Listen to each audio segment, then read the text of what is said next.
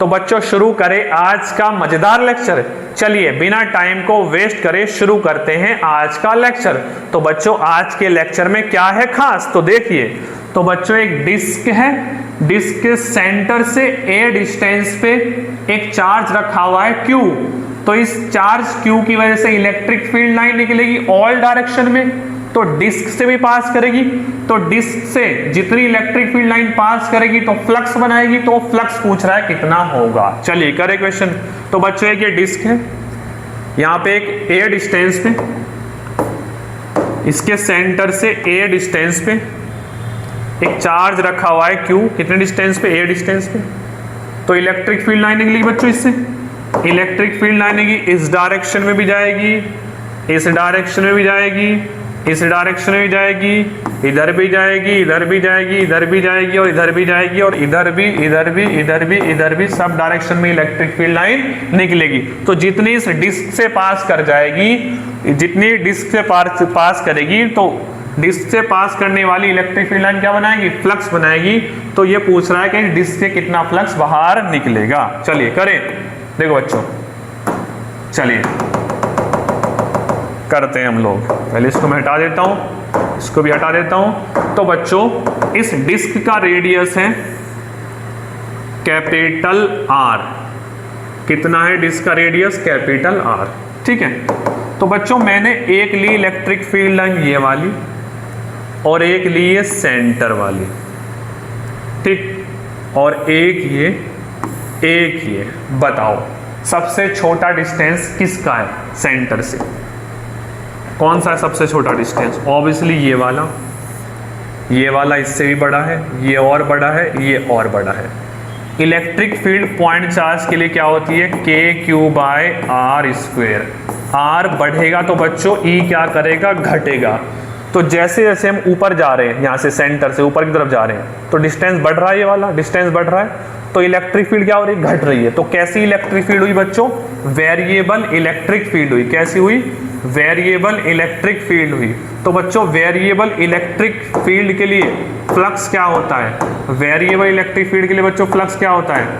Variable electric field के लिए बच्चों फ्लक्स क्या होता है? तो बच्चों फ्लक्स होता है वेरिएबल इलेक्ट्रिक फील्ड के लिए क्या? EDA cos theta.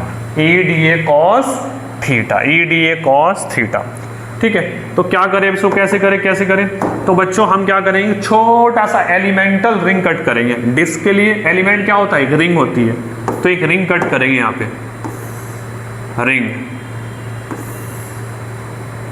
रिंग, छोटी सी रिंग, ठीक है, छोटी सी रिंग कट करेंगे यहाँ पे, ये छोटी सी रिंग, ये वाली। लेट्स से इसकी थिकनेस है कितनी? dr। और यहाँ से सेंटर से इस डिस्क, इस रिंग का रेडियस है ये वाला कितना? Small r। ये वाला स्मॉल r है, यहाँ से यहाँ तक का ये वाला। ठीक है। चलिए देख लेते हैं इस पॉइंट पे इलेक्ट्रिक फील्ड कितनी होगी। यहाँ पे कितनी होगी इलेक्ट्रिक फील्ड? ठीक है, कितनी होगी बच्चों बताओ? कितनी होगी? अच्छा इसकी डायरेक्शन क्या होगी इलेक्ट्रिक फील्ड की? यहाँ पे यही होने वाली है ना। यहाँ पे इस पॉइंट पे इलेक्ट्रिक फील्ड निकालनी है, तो इसकी डायरेक्शन क्या होगी इलेक्ट्रिक फील्ड? यहाँ पे यही होने वाली है। कितनी होगी? E। ठीक। अच्छा लेट्स से ये वाला एंगल है अपने पास थीटा, ये वाला एंगल है अपने पास थीटा। ठीक है, ये वाला एंगल है थीटा। इसको मैंने आगे बढ़ाया तो बच्चों ये वाला एंगल भी कितना होगा? थीटा ही होगा। ये वाला एंगल भी क्या होगा? थीटा होगा। इसका एरिया वेक्टर क्या होगा? इस डिस्क का एरिया वेक्टर यही होगा ना, ये परपेंडिकुलर सरफेस, यही होगा एरिया वेक्टर भी। छोटा सा एरिया DA, इस रिंग का एरिया, इस एलिमेंटल रिंग का एरिया DA। ठीक है। तो सबसे पहले E निकाल लेते हैं। E इज इक्वल टू क्या होगा? KQ। कितना डिस्टेंस? ये वाला डिस्टेंस कितना होगा भाई? इस पॉइंट पे निकाले इलेक्ट्रिक फील्ड, तो ये डिस्टेंस कितना होगा? तो बच्चों एलिमेंटल रिंग का रेडियस है ये वाला R, ये वाला R है एलिमेंटल रिंग का, और ये A है। तो पाइथागोरस से कितना हो जाएगा? बोलो। R² + A²। R square plus A square, तो कितना हो गया है R square plus A square, और क्या होता है फॉर्मूला के क्यू बाय आर स्क्वायर, तो इसका स्क्वायर करोगे तो क्या आ जाएगा R square plus A square आ जाएगा। तो आ गई अपने पास इलेक्ट्रिक फील्ड आ गई, ठीक है, इलेक्ट्रिक फील्ड हो गई, ई आ गया अपने पास। और क्या निकालना पड़ेगा, हमें डी ए निकालना पड़ेगा, तो डी ए निकाल लेते हैं। तो बच्चों ये जो एलिमेंटल रिंग है इसको मैं सीधा कर रहा हूँ, एलिमेंटल रिंग को सीधा कर रहा हूँ, तो कुछ ऐसे दिखाई देगी एलिमेंटल रिंग, जब इसको खोल के रख देंगे तो ऐसे दिखाई देगी, जिसका रेडियस कितना है आर, तो ये कितना होगी इसकी लेंथ, ये 2 पाई आर, और ये थिकनेस कितनी होगी इसकी डी आर, तो इसका छोटा सा एरिया कितना हो गया L into B, 2 pi R into D R हो गया, 2 pi R into D R हो गया, आया समझ, 2 pi R into D R हो गया। अच्छा अब चलिए वैल्यू रख देते हैं हम यहाँ पे फाई इज इक्वल टू कितना, ई की वैल्यू के Q R square plus A square आ गया, ठीक है। अब डी ए की प्लेस पे क्या रख दे, डी ए की प्लेस पे 2 pi R D are, 2 pi R D are, 2 pi R D are, बचा क्या कॉस थीटा, कॉस थीटा, तो कॉस थीटा को बच्चों यहाँ पे हटाना पड़ेगा, कॉस थीटा को बताओ, इस ट्राइंगल से कॉस थीटा क्या हो जाएगा, कॉस थीटा क्या हो जाएगा, कॉस थीटा हो जाएगा बच्चों बोलो बेस अपॉन हाइपोटेनियस, बेस कितना है, हाइपोटेनियस कितना है, root R square plus A square, ठीक। ये वैल्यू उठा के यहाँ पे रखते हैं, तो फाई यहाँ से हो गया के Q R square plus A square into 2 pi R D R, और कॉस थीटा की प्लेस पे A upon root A square plus root R square plus A square, सही है। इसको और फर्दर सिंप्लीफाई कर लूँ, के को क्या रख सकते हैं 1/4 पाई एप्सिलॉन नॉट, ठीक है, ये हो गया Q, और ये 2 पाई आर डी आर, और यहाँ से A, और डिवाइडेड बाई हो गया R square plus A square की पावर कितनी होगी, ए की एरा, और 1/2 कितना हो गया 3/2 हो गई, कुछ कैंसिल, पाई से पाई कैंसिल, ये 2 से ये 4 कैंसिल, तो कितना है बच्चों बोलो कितना है, फाई इज इक्वल टू, ये बचा अपने पास, यहाँ पे इंटीग्रेशन चल ही रहा हो, कितना बचा, ऊपर बचा क्यू ए, और ये आर डी आर,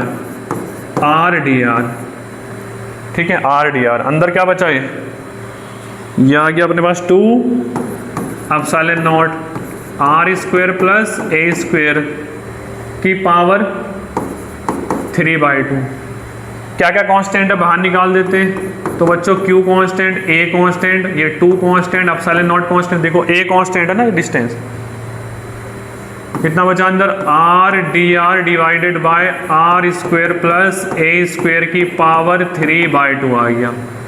अब इसको इंटीग्रेट करना है, और लिमिट कहाँ से कहाँ तक, 0 से कैपिटल R तक हमें सारे के सारे एलिमेंट चाहिए, तो 0 से कैपिटल R तक, तो इसको कैसे इंटीग्रेट करेंगे, देखो बच्चों let R square plus A square को मान रहा हूं मैं टी स्क्वायर, इसको डिफरेंशिएट करो तो हो गया 2r D R, a constant है तो 0 हो गया, ये कितना हो गया 2t dt, 2 से 2 कैंसिल, तो r dr को क्या लिख सकते हैं हम t dt, r dr को t dt, ठीक है बच्चों। इसको मैं रब कर रहा हूँ, लिख लो नोट कर लो, ठीक है। चलिए तो स्पेस कम है तो मैं इसको रब कर रहा हूँ, यहाँ से इसको हटा रहा हूँ,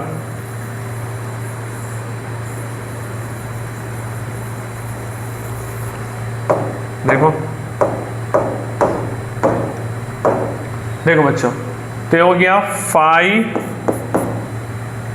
QA 2 एप्सिलॉन नॉट, अंदर आर डी आर की प्लेस पे टी डी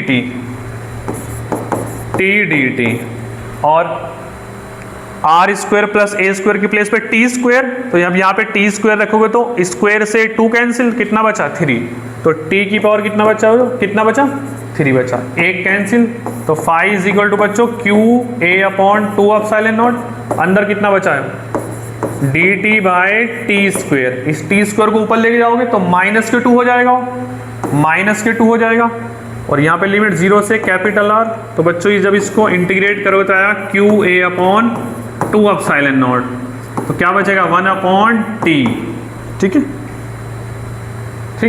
टी, तो लिमिट 0 से कैपिटल आर। तो phi is equal to Q A 2 epsilon naught, और ये माइनस बाहर निकाल दिया। अब रखते हैं अपर लिमिट 1/t की प्लेस पे। अच्छा, इससे पहले हमें लिखना पड़ेगा, t की वैल्यू रखनी पड़ेगी यहाँ पे। ये phi is equal to Q A upon 2 epsilon naught, ये माइनस बाहर, तो t की प्लेस पे क्या रखना पड़ेगा यहाँ से, root R square plus A square, limit 0 से कैपिटल आर। अब phi is equal to minus Q A 2 epsilon naught, एक बार स्मॉल आर की प्लेस पे कैपिटल आर रख देंगे, तो capital R square plus A square, एक बार स्मॉल आर की प्लेस पे 0, तो ये 0 हो जाएगा, स्क्वायर से रूट कैंसिल, तो 1 बाय कितना आ गया, ए आ जाएगा। ठीक, अब ये माइनस के अंदर मल्टीप्लाई और ए की भी अंदर मल्टीप्लाई, तो हो गया phi is equal to Q upon 2 epsilon naught, ये बचा 1 माइनस, जब ए यहाँ पे आएगा तो ए से कैंसिल, ए यहाँ पे भी आएगा, 1 upon A upon root R square plus A square. तो ये आ गया अपने पास flux passing through disc, flux passing through disc. आया समझ? चलिए इसको आगे लिख देता हूं मैं। तो आया अपने पास बच्चों Q is equal phi is equal to flux is equal to Q upon 2 epsilon naught, 1 minus के A अपॉन रूट कितना R square plus A square, यही आया ना, देख लो, R square plus A square. ठीक है, तो ये आ गया अपने पास फ्लक्स।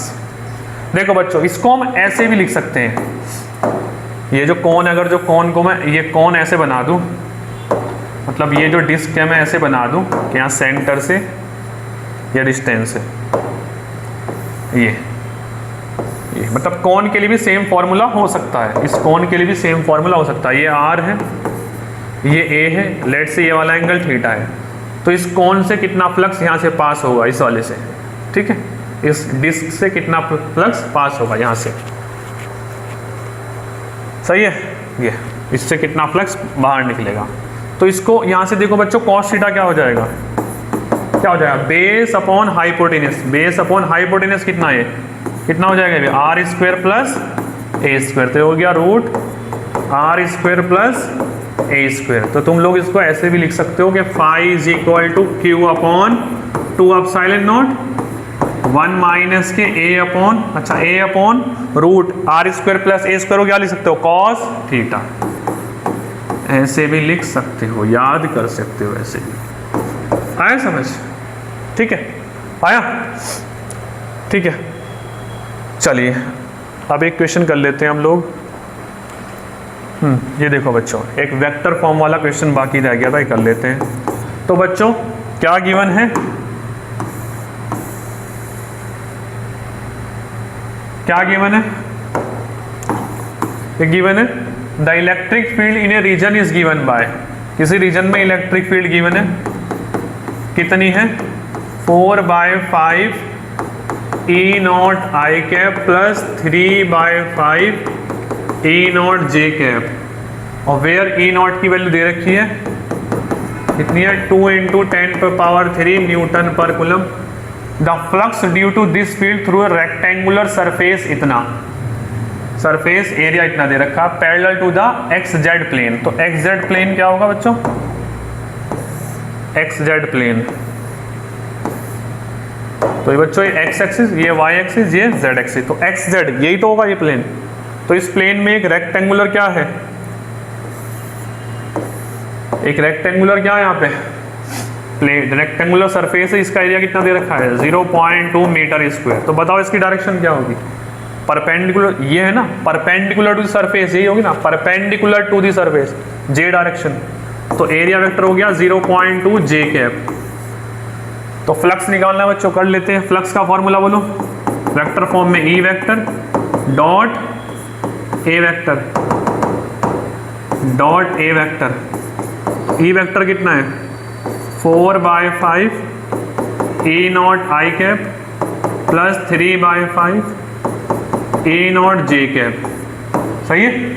उसके बाद ए वेक्टर कितना है, 0.2 जे कैप, 0.2 जे कैप। क्या करते हैं हम लोग, आई से मल्टीप्लाई करता है जे वालों के साथ, तो करा देते हैं, आई है ही नहीं तो 0 हो गया, बचा कौन सा ये 3/5 E नॉट और मल्टीप्लाई 0.2, तो कितना हो गया बच्चों, ये हो गया 3/5 E नॉट की वैल्यू 2000 और 0.2, ये पॉइंट हटा नीचे 0 बढ़ा, एक 0 से 0 कैंसिल, ठीक, ये कितना हो जाएगा 4 और ये 40, तो ये आया अपने पास फाई इज इक्वल टू 3 ×